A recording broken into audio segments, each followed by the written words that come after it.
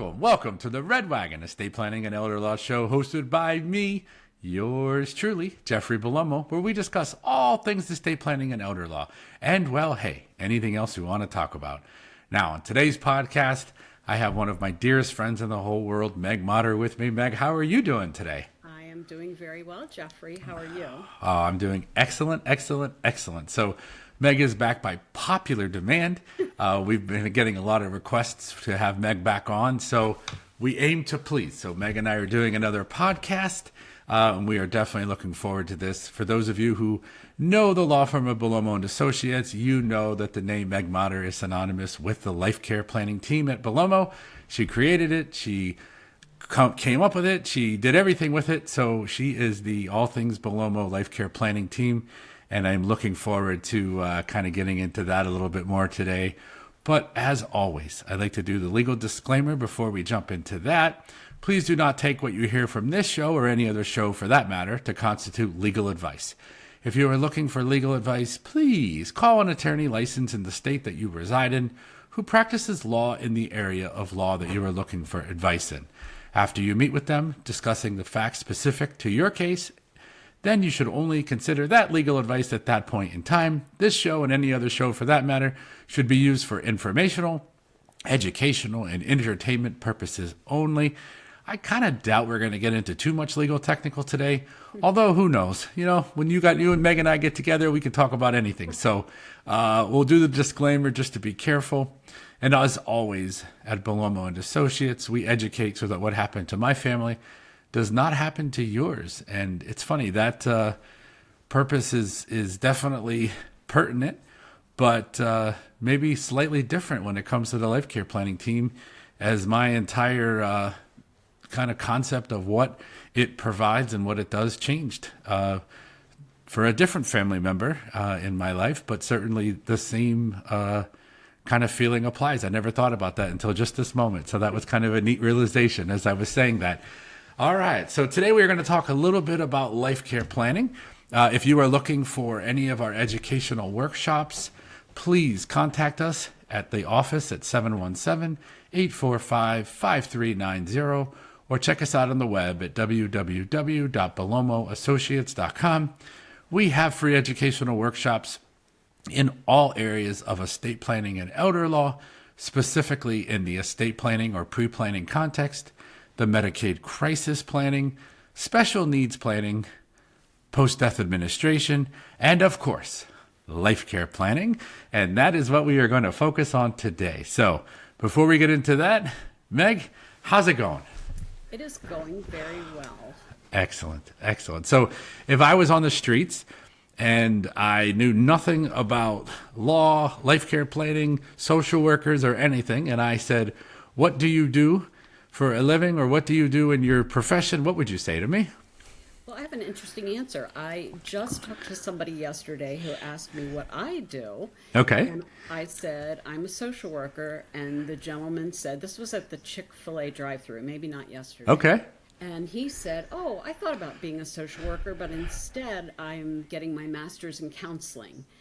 And I just said, oh, how lovely. But in my head, I was thinking, but I do counseling. So there's a lot to social work.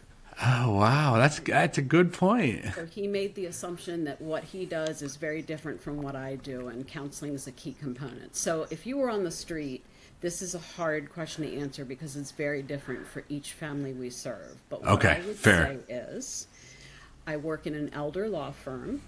Okay. And we have a program called Life Care Planning where families partner with us for a year to help them figure out all the things. It might be in a crisis situation, it might be pre-planning, but we try to figure out all the social worky things to help them make a good plan, where they will live, what they will need, knowing the services. And hopefully the person would then ask some clarifying questions and we'd get a little more in-depth, but it's a little bit tough to kind of explain what's a life care plan. Yeah, very much. Someone asked me the other day and I said they are client care advocates who will advocate for you and your family and do things in another law firm that I couldn't even dream of. And, it was just funny because it's true. Like, that is exactly what it is to me. I don't know if that says anything. I don't know if it tells anybody at all what you specifically do, but that sums up everything for me in a nutshell. You're not going to talk about moving furniture and pulling rugs out, even though the family member doesn't want the rug pulled out. Yeah, well, we might talk about that. We might talk about that.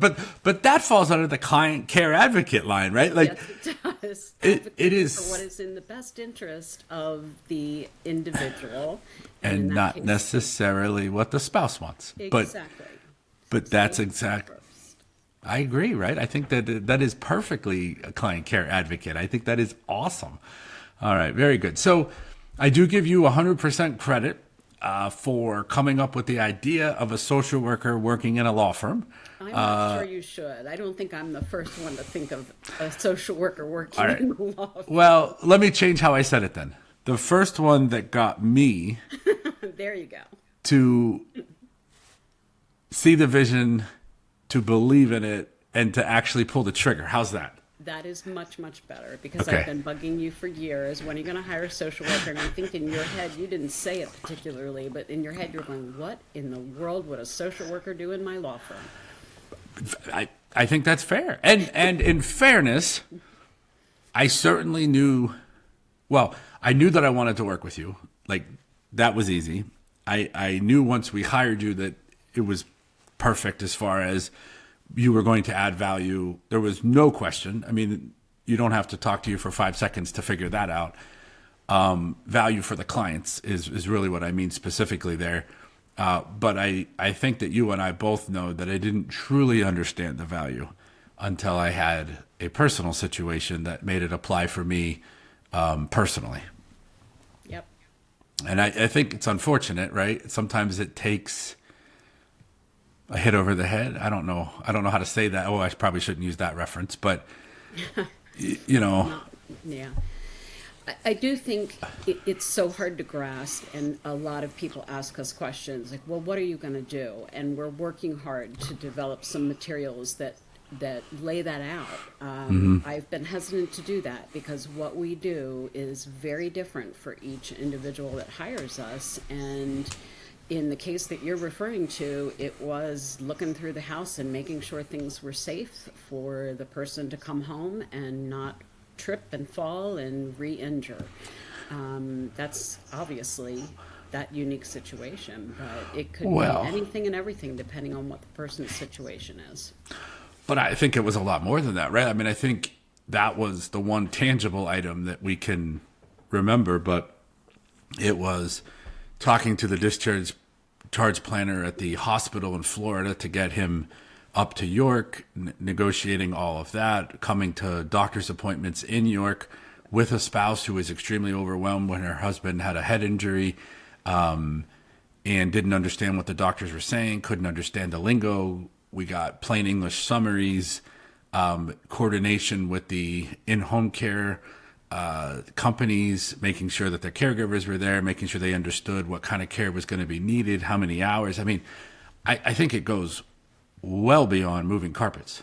I agree, but that is often the thing we think of because Yeah. it's so practical, and that is really a big part of it. Sometimes you, as the family member or the client, you don't look at a carpet as a potential fall risk, whereas I come in and say, well, why do we even have that carpet? Right. And I just look at it differently. But Yeah. in that particular case, the advocacy with the hospital was a big piece. And getting them to take action and send records and communicate with the providers up here,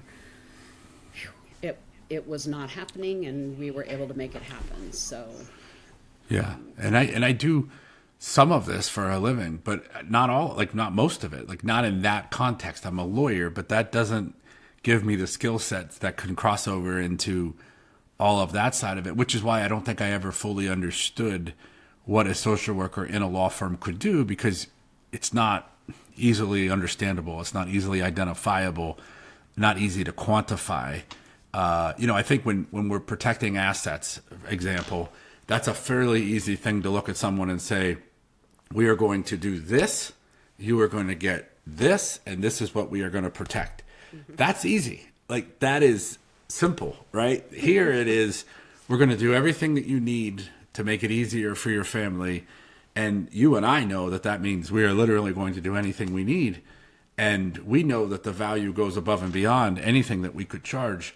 But getting someone on the other end to kind of quantify that, to understand why they're writing a check, is a much harder kind of thing to make people understand. Yeah. Yeah. You know, we've been talking a lot lately about what's the ideal client. And one of the key components for me is an individual who is willing to consider alternative ideas. Notice I didn't say willing to do whatever we say they need to do. Right. But willing to be educated, and that's a huge part of what we do, is educating about options, but also educating about what's going on in your situation that may not be the best for you. And sometimes we succeed and other times we don't. People see themselves differently sometimes than is accurate, and that's hard to navigate, but that's part of what we do. Yeah. Yeah, I mean, I know I've said this to you, and I know I've said it on videos. I've said it in introductions that I've done. When you go through it and you experience it firsthand, then you realize that no matter what the check would be, it would be worth it. But I think until you experience it, I mean, I've said to you numerous times, whatever we're charging, it's not enough. Like, and I'm saying that as half a joke, half truth. Like, you have to experience it, but you can't obviously have everybody experience it without having to charge for a service, obviously. So I don't mean that, at the end of the day, but man, it was so incredible to actually be on the receiving end of the program. I love that. I'm thinking of a case that we worked with a couple of years ago, and the gentleman died about 2 years ago. And usually, as you well know, I send an email to the team and I let everybody know that the client has died. And of course, we send card and all those kinds of things. So there's some practical application, but I often end up processing my own grief and my own thoughts and feelings about the loss of that client through emailing the team and sort of painting a picture, telling some stories. And I came upon an email that I had written about a gentleman that we'd worked with a couple of years ago, and I had never shared it with his wife, who coincidentally became a life care planning client. And I just decided last week, I'm going to send this to her. It was time for her to sort of see it from the whole journey from a different perspective. And she reached out to me and said, "This is so incredible. I didn't realize how much you all cared. I thought you were just doing your job." Oh, wow. And it was very helpful to her in sort of reframing her grief around her loss. But wow, I think people know me and know we're there and we're helping you because we love you and we want to help and we are determined to make things better for your situation. But how do you not know we're doing this because we care and we care deeply and becoming part of your family? But I think that's the differentiator between what we do in life care planning and what an agency might do that's sort of just giving referrals. We're in the story, and here now I've had clients for 4 years. I have several on my caseload that I've been with for 4 years. I'm going to be a wreck when they're no longer with us. Yeah. It's a privilege. Yeah, that's so true though. I mean, it is hard. And I would say you probably, the life care planning team becomes much closer individually. For me, I see them a couple times, but generally it's not like you guys do where in that program, you're seeing them quite often. Yeah. On the phone, certainly, texting, you name it, being in meetings with them.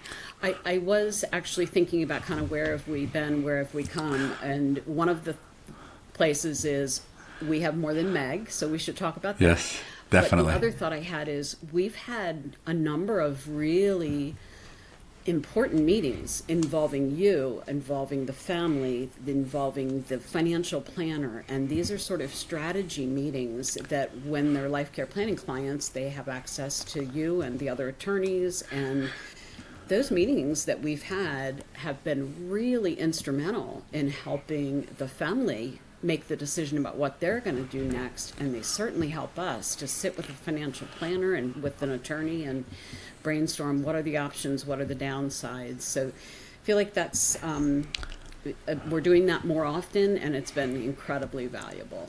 Yeah. Yeah. Somebody asked me the other day, how many social workers do you have on the team? And I said 3.5. And they looked at me and said, 3.5? And I said, well, there's actually 3 licensed social workers. And then there's me. Bellomo, attorney / educator / social worker. Yeah, I don't have the credentials, but I definitely probably have the heart as well. You absolutely have the heart, and I wouldn't be here if you didn't. Oh, man. But I do not have the licensing. So let's talk about the 3 actual social workers on the team. You're a wannabe social worker. I am. You can I've do always that said as your that. next goal, run a marathon and then get a licensed Social social worker degree. Oh, man. That's amazing. So when I say licensed, I don't even know if I actually know what I mean when I say that. So would you mind clarifying that? Okay. A social worker at any level, bachelor's, master's, doctorate, really needs to be licensed. Not Okay. always, depending on the location. I'm a firm believer, old school, if you have worked hard to get the degree, you ought to also put a license behind it. So I agree. when you look at my name, it's LCSW. That's Licensed Certified Social Worker. That's the highest credential you can get as a master's level social worker. Below that is LSW in the state of Pennsylvania, which is a licensed master's social worker. And the certificate level is more the number of clinical hours you've worked and passing a additional exam to Okay. add value to the fact that you're a clinician, licensed clinician in understanding mental illness and working with folks in more of a counseling therapeutic type role. Nice. And then LSWA in Maryland I'm not even sure what it is in Pennsylvania, but the bachelor's level. Okay. So when you see all those funky credentials, that's what it means. And for a lot of businesses, it's required. Yours, it's not really required to be a licensed social worker. It's not even required to be a social worker. You could be somebody that worked in geriatric field and developed expertise to become a life care planning specialist. I kind of lean toward social workers myself and very much toward licensure. So that's what we do. LCSW, LSW. LCSW. And then Got it. CDP, we might as well talk about that. That's Certified Dementia Practitioner, and you are also a CDP, Certified Dementia Practitioner. I am. And what is that? Well, that is having taken a training, it's an all-day training to learn more about how to navigate the wonderful, not so wonderful world of dementia. There's a lot to it. We could train every Friday for a year and probably not master all the material that's there. But essentially, when I see somebody that has that CDP, that means they have worked to develop some level of expertise and a commitment to serving people with dementia. It's very complex for the individual and complex for the family. So we're super proud that we have a number of certified dementia practitioners right here at Bellomo Associates. Yeah, that's awesome. Somebody asked me the other day, and I was telling them a little bit about it, and I was like, "Wait a minute, I think I am one of those as well." That's awesome. Yeah, I actually really enjoyed that training. That was very, very enjoyable. Yeah, that's very good.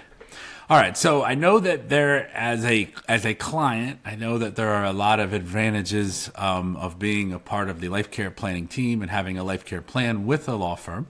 I don't know that we've talked specifically together alone about this, but I find in my area that there are a lot of questions that I tend to get asked on a fairly regular basis. So we ended up creating Your Legal Hour for me every Thursday at 2 o'clock.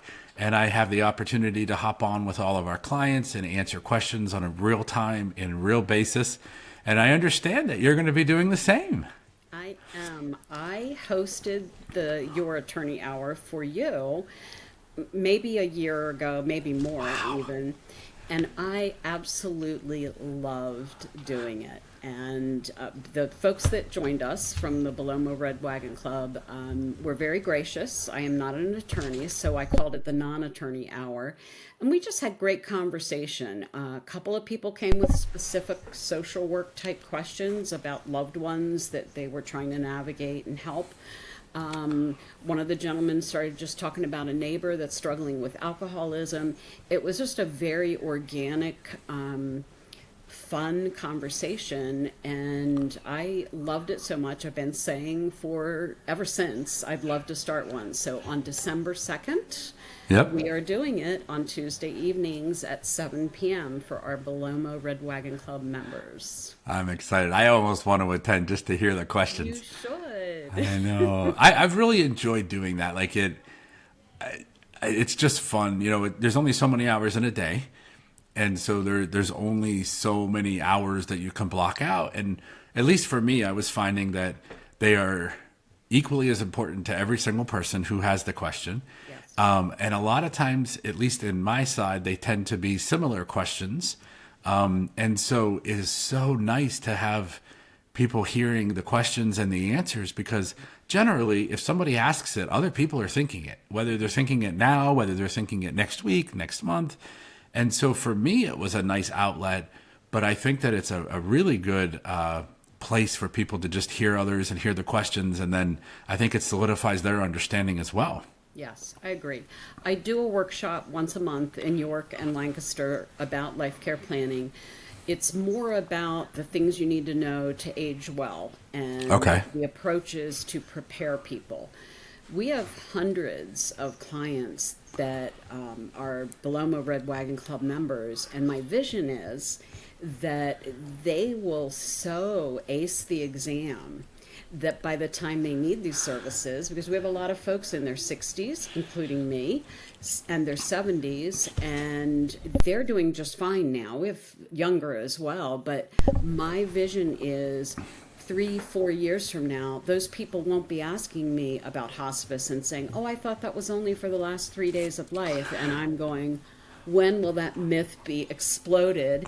I'll be saying, did you pick your hospice that you wanted to use? Yes, I did 3 years ago. I know what hospice organization I'm going to use, and I have my prepaid burial, and I know exactly which nursing home, not to be confused with assisted living.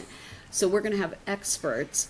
I might be working myself out of a job, but hopefully they still would hire us to help them and kind of provide emotional support. But my real goal is that we will have better prepared families in our Bellomo family when the crisis hits. But I think that they'll be the first ones who will call, because even though those answers were known and they were planning for that, there's going to be other stuff that they're going to go, no, wait a minute. You know, I knew that they were here. They answered the questions. They gave me everything so that potentially they could work themselves out of a job.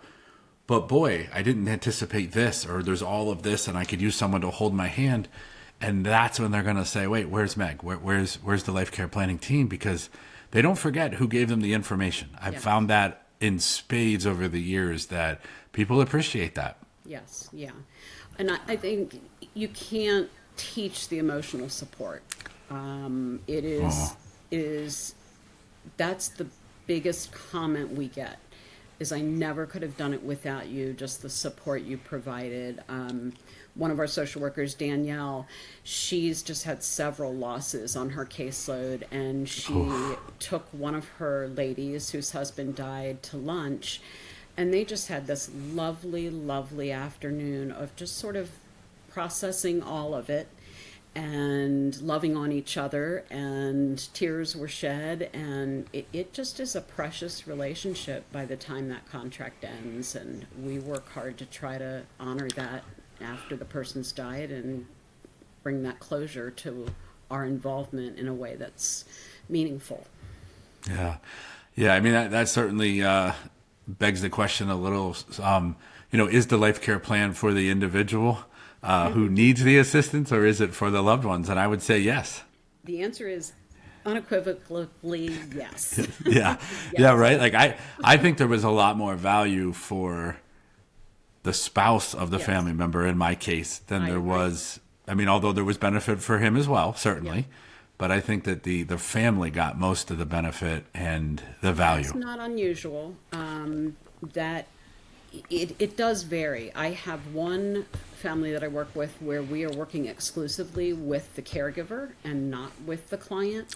Got you. And that's a unique product. We don't particularly advertise that, but it was the right fit for that individual. And I have others where I spend a little bit of time with the client and a ton of time with the family members, because in many of those cases, the client themselves might have a dementia or some sort of medical issue, and they're not really able to navigate the decisions anymore. So, right.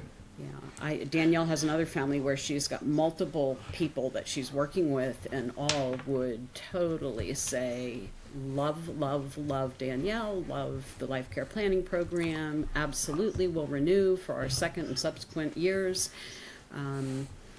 Yeah, it's a village. Yeah.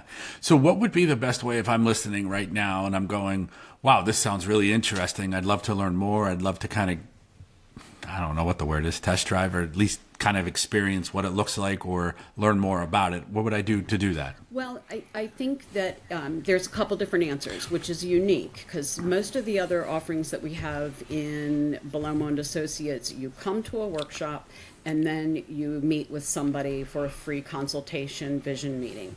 In our case, we absolutely can and will do that. We do it often. Come to our workshop, either York or Lancaster. If you can't come in person, we have a recorded version. You can watch that and then schedule a meeting.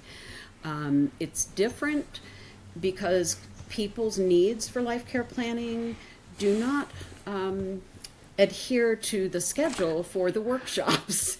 Right. Mom might be in rehab right now, and you just got the notice that the Medicare days are ending, and you don't want to wait till the 15th of December to come to the next workshop.